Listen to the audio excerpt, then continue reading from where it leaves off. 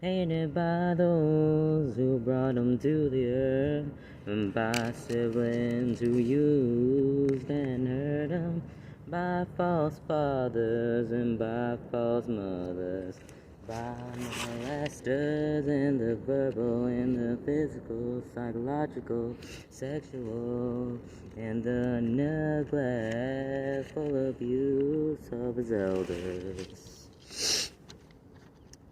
By those to pretend to care, and by those making promises never to be kept, laughing behind his back, and by those keeping secrets of the abusers, blaming the victims and calling them liars.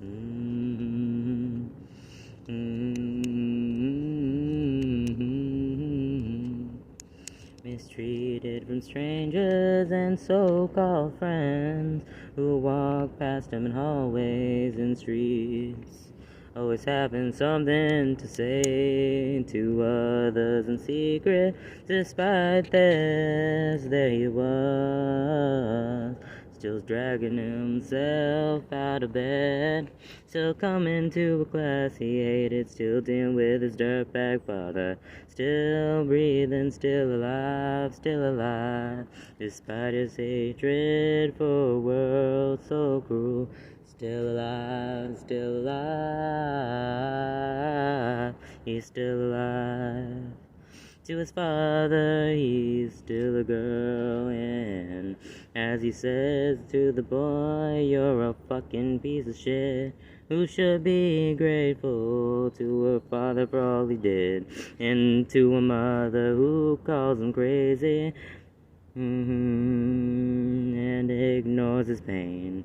But he can escape for a while into his world of words and into his art, where they spiraled in his mind, forming staircase after staircase, leading somewhere better than his physical reality, to a place where he can finally be safe in himself, a prodigy in the art of escaping his own reality. He woke up day after day, the wounds from the words that they said and they hoped would give him a little less hope. But he knew that the place he was in wouldn't last forever. It was only temporary, that someday he will leave. He could finally take a deep fucking breath and stop pretending that everything was fine, that there was nothing wrong.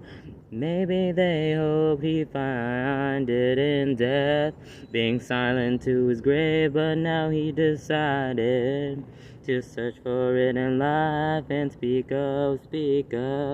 He promised that he'd leave the town that brought him nothing but loneliness and pain. He'd see the world, speak his mind through paper and pen. He'd tell them all with his pen, and maybe if he got the words just right, he'd make them understand the harm they cause. Maybe his words would make a difference, do some good. If not for them, then maybe for you or the others they affected, 'cause he knows he's not alone.